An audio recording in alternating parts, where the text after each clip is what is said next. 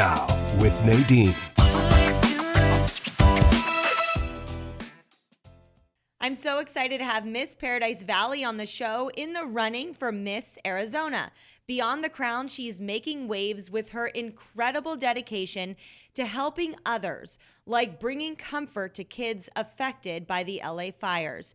Join us as we dive into her journey, her passion, and the impact she's making around the country.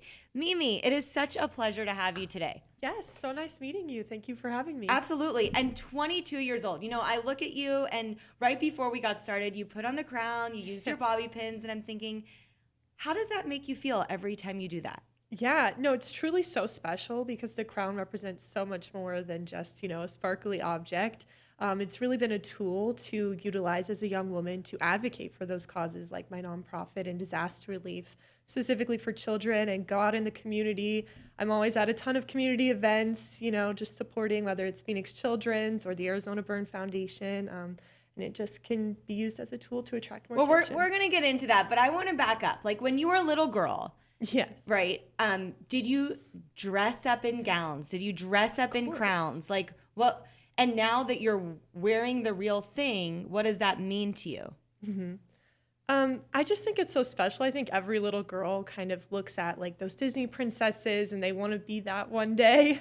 And just to know that there is an organization where you kind of can do that is really cool. And of course, it's a legacy. It's been going on for a very long time. Miss America had its 100th anniversary just a couple years ago. So it's really special to know how many other incredible women have been part of this sisterhood that you can connect with as well. Right. And so just to reiterate, Mimi is Miss Paradise Valley out of Arizona. She is running to be Miss Arizona and then represent the state in the Miss America pageant, yes. Right? So it's a few steps to get there. And Mimi actually started in this pageantry business when you were 13 years old as a teen. But I want to dig a little bit deeper and start when you were 3 years old. Now, you're not from Arizona. You're actually from New Orleans. Mm-hmm. And what happened to you and your family when you were 3 years old? Yes. So at just 3 years old, my family was impacted by Hurricane Katrina. So we lost everything we owned, our house, everything, all of our belongings, everything. My family, we evacuated, my mom, my sister, and I. But my dad actually had to stay behind at a hospital he worked at. So we were separated and phone lines were down. So we didn't know if he was okay, if he was ever going to come home. And just as a 3-year-old, that can be really scary, even though you don't necessarily understand the severity of the situation. Sure. And being 3, it's not like you remember exactly. I mean, I was probably your age when Hurricane Katrina was going on, and I was working in TV news at the time. And I remember just the vast destruction and loss. And I can see it if I close my eyes because we got all the feeds coming in. And for you being 3 years old and really not having probably clear recollection, go through what you do recall or what kind of has been ingrained in your head from your family. Yeah, well, so from my perspective as a 3-year-old, it obviously looks very different. And I think a lot of people tend to forget that children experience disasters differently, so that also makes relief look different for them. But for us, like I said, my mom, my sister, and I, we got the chance to evacuate. And it took us 17 hours to go what would normally take 6 hours. So we were in the car a very long time, and we had only what we took with us in the car. What did you take? What did your mom take?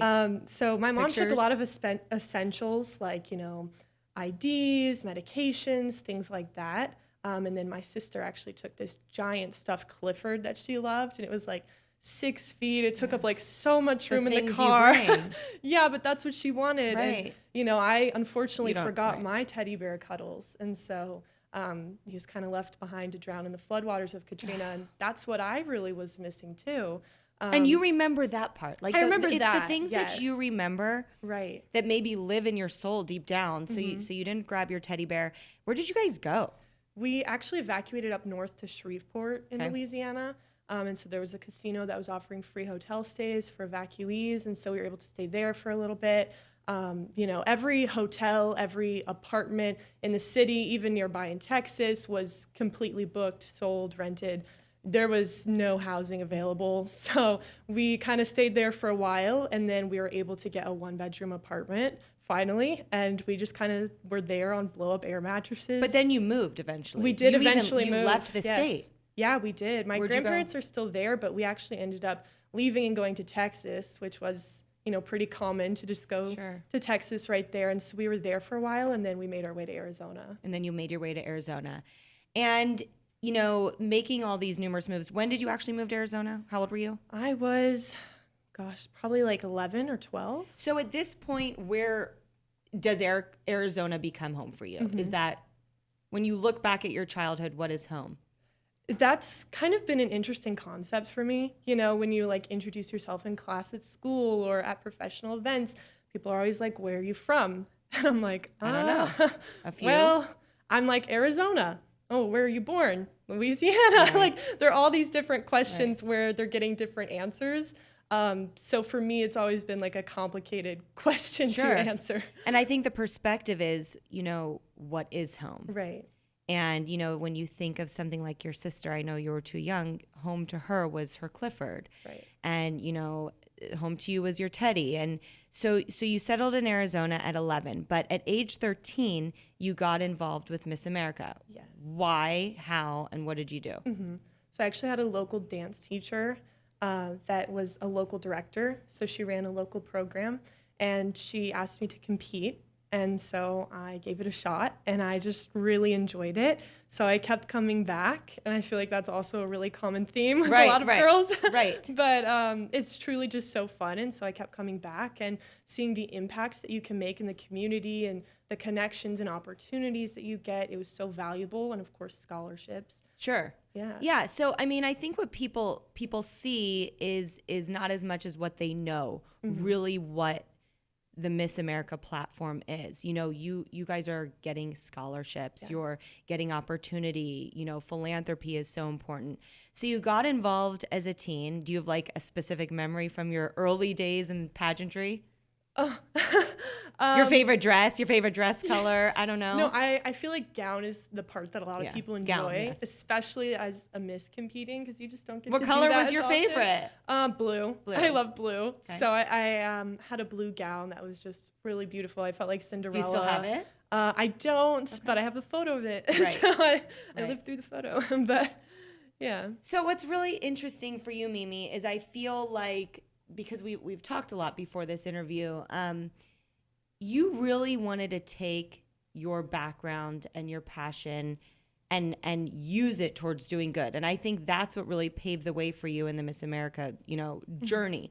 So at what point were you like, I'm going to use this to create something else? And talk about the birth of your nonprofit, which is now nationwide. Yeah. So I originally had been thinking about it for a while. I'd been volunteering with the Red Cross and the Arizona Burn Foundation. And I just kept thinking about my experience going through Hurricane Katrina and how I just wanted that teddy bear. And a lot of these organizations I was volunteering with, like the Red Cross, we actually work with now, because they do provide those comfort items, but they are primarily focused on essentials. So they don't necessarily have the storage in major disasters like the California fires or Hurricane Helene to have both. And so that's why I created my nonprofit. And what is it? Tell us what it's called. Comfort Bears in a Catastrophe. Comfort Bears in a Catastrophe. Yes. And explain what it is. So we're a 501c3 nonprofit focused on providing teddy bears and encouraging cards for children to help comfort them during a disaster. And then we've also expanded to include a kids disaster preparedness book series and curriculum so that children can learn these life-saving disaster preparedness skills. Now, what I love about this is it's so simple. Mm-hmm. It's so simple that anybody can do it. Anybody can get involved. You're now celebrating your 5-year anniversary with this organization. And I feel like the organization comes first, and you just use your platform to drive awareness. Yes. Talk about what you've helped and what you've been involved in as far as giving these teddy bears and paying it forward. Yeah, so we are nationwide. So we've been involved with several major disasters, but also those everyday home fires or smaller disasters that don't always make the news. But most recently, the California wildfires and Hurricane Helene. We also helped out with Hurricane Ian. We're just constantly trying to be there however we can. And it's so funny because I feel like deep down, it not funny, but it started with Clifford. Yeah. It started with Clifford and your sister. And now the joy of what a little stuffed animal brings, because frankly, you're right. At the end of the day, if I'm mom and if I'm going around the house, I'm not grabbing the stuffies. Right. I'm grabbing the stuff that can't be replaced, a picture, an ID, and then essentials of what I need. We even had a drive with you on behalf of Paradise Valley City Lifestyle. We collected stuffed animals through our partners at Square One, Cold Beers and Cheeseburgers. We're sending them everything we got donated off to LA. How many kids are going to be receiving your bears in the LA area after these devastating fires? Yeah, so we have 1,000 that are already sent and over there. And then, as you might know, relief sometimes takes a long time. It takes a long time. So we're constantly just monitoring the situation, trying to provide as many comfort items as we can for as many children as we can. And you have other, I'm going to call them beauty queens. You have other beauty queens involved. Yes. So it's, now say it again, Miss Earth Universe. USA. Miss Earth. Okay, it's all a tongue twister. Miss Earth USA Yes. is now, explain. Yes. So we got in contact with them probably about a year and a half ago, and they wanted to bring us on board as their national philanthropy partner. So all of their state title holders and their national title holders volunteer, promote, and work with our cause. So they hosted several donation drives in their states and cities. They post about us. And Yeah, bring if you go on awareness. Instagram, you have all these beautiful young women. But it's lovely. They're coming together to do something that's simple. And what, I did it with my kids and I said, hey, this is a good lesson to teach children because, you're not just donating money and seeing where it goes. Right. You know exactly where this donation is heading into the hands of a child who needs comfort, which is just so lovely. So thank you for doing that. I do want to end with a few fun questions about pageant life. Okay, so you are in the running for Miss Arizona. Yes. What is that competition like? Yes, so I actually did compete last year as well. I was second runner-up to Miss Arizona. Second runner-up. Yes. Okay, so we're going for the first. We are. Okay. But for that, I did get a scholarship as well to their partner, Western New Mexico University. So I got a full ride, and I'm pursuing my master's of business administration online. And because what do you want to do when you grow up? Because you are not grown up, yes. You're a baby. So I do want to work in disaster relief. So potentially my nonprofit maybe, Sure. but also like the Red Cross. I just want to support people impacted by disasters. It's kind of become my life's mission. Right. And what's cool, because now you've been through the Miss, Arizona competition. What are the sections? What do you have to say? How are you preparing? Yes. So they have gown, fitness, talent, interview, and onstage question. Stop. Fitness. What's your fitness? What are you going to do? Fitness. So you just kind of like model activewear. Okay. So you're not going to like do a Pilates presentation? No. Okay. What did we say next? We said gown. Do we know what color yours is going to be? Blue. It's going to be blue. It's going to be blue. It's your power color. Okay. So we're doing blue. We're doing fitness. Say talent. Yes. What is it? I sing. So I'm doing Over the Rainbow. Okay, you got to do something for me. Yeah. 1, 2, 3, go. You have to. You have to know how to do it. Acapella, go. Oh gosh. Well, I sing it in half Italian and half English. I want to hear the Italian part. I don't know if I can do it. Like you can do it. You knew I was going to put you on the spot. I did not. Oltre l'arcobaleno sai che c'è. Just a little bit. I'm about to cry. I mean, that was lovely. It's like you're in the opera. Oh, yes. Wait, so you know Italian? I do. So I'm actually a dual citizen of Italy and the U.S. Wow. Yeah. I mean, that's lovely. Thank you. That song, I don't know anybody who can get through listening to it. What does that song mean to you? Yeah. So it kind of relates to my story a little bit, going through disaster. Just that after every storm, there's like a rainbow of hope. And there's but I also think that I wish I was home. What is home? Right. You're gonna make me cry. I mean, it's true. I think you know, no matter if you're going through loss, you lose your house, in a fire, in another, catastrophe, in another way, through divorce, through death, you really need to reevaluate what home is inside and just be grateful. You see all those videos of the people who their dog is still alive, or they're all in their car and they're all together, and that's all that matters. So that was lovely. Oh my God, I'm still thinking about it. Okay, so you'll win talent, so we could check that one off your list. Talent, fitness, gown, what's the next? They have interview and onstage question. So what kind, okay, oh, you know what? I'm gonna tell you something. So we know someone in common. We know Stacey Barra, who she's married to Rich from the John Jay and Rich show, and I'm a good friend of mine. She actually asked me to judge last year. Oh my gosh. But I couldn't. But if I was judged last year, you would have gotten first. Oh.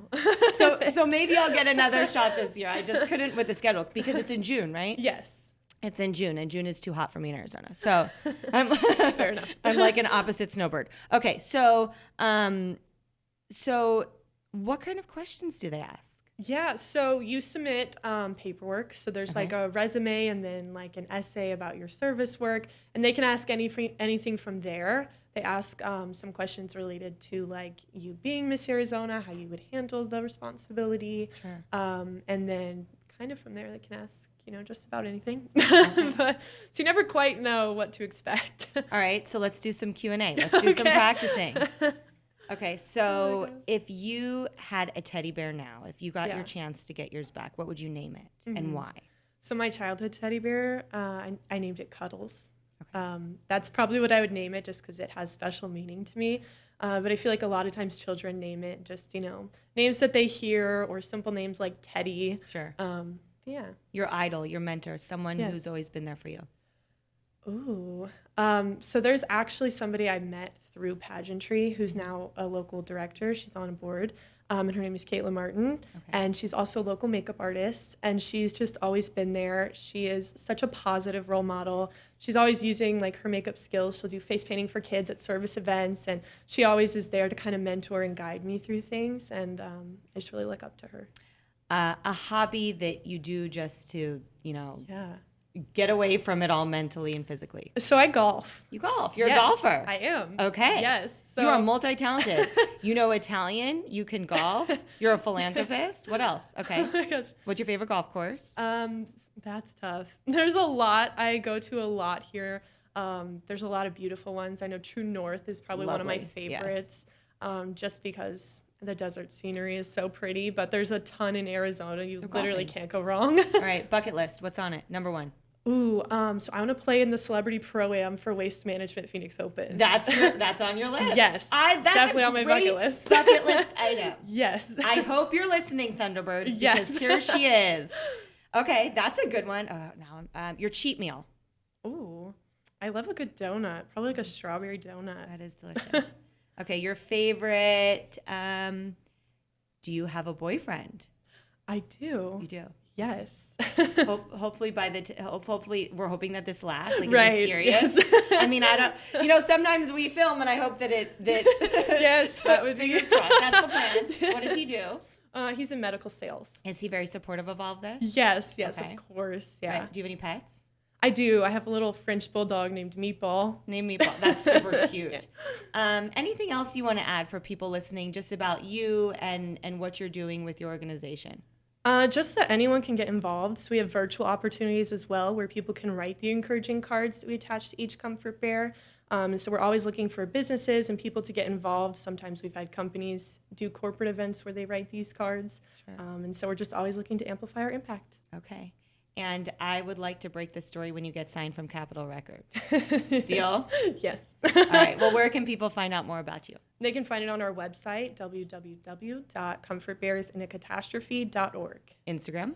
Is just at Comfort Bears in a Catastrophe. Awesome. Well, you are lovely, Mimi. I mean, for everybody that's listening or watching, you need to remember she's 22 years old. She started this organization 5 years ago. And it is just goes to show that anybody at any age can do anything. And it all takes heart and soul. So congratulations, Mimi. Thank you for joining us. Thank you. All right. For more information, you could visit us on Instagram at Nadine Bubeck. We'll see you next time.